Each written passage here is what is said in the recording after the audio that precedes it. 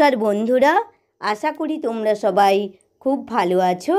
আমার স্নিগ্ধা মহাপাত্র চ্যানেলে তোমাদের সবাইকে স্বাগত জানিয়ে আজকে কবিগুরু রবীন্দ্রনাথ ঠাকুরের লেখা আমাদের ছোট নদী কবিতাটি আবৃত্তি করে শোনাচ্ছি।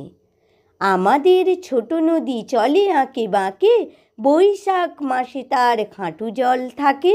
পার হয়ে যায় গরু, পার হয় গাড়ি, দুই ধার উঁচু তার ঢালু তার পাড়ি।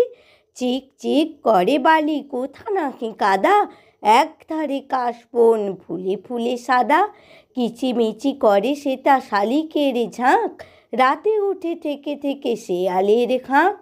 আর পারে আমবন তালবন চলে, গাঁয়ের বামুন পাড়া তারি ছায়া তলে। তীরে তীরে ছেলে মেয়ে নাহিবার কালে, গামছায় জল ভরি গায়ে তারা ঢালে। সকালে বিকালে কবু না হলে পরে, আঁচলে ছাঁকিয়া তারা ছোট মাছ ধরে। বালি দিয়ে মাঝে থালা ঘটিগুলি মাঝে, বধূরা কাপড় কেচে যায় গৃহ কাজে। আষাঢ়ে বাদল নামে নদী ভরো ভরো, মাতিয়া ছুটিয়া চলে ধারা খরতর।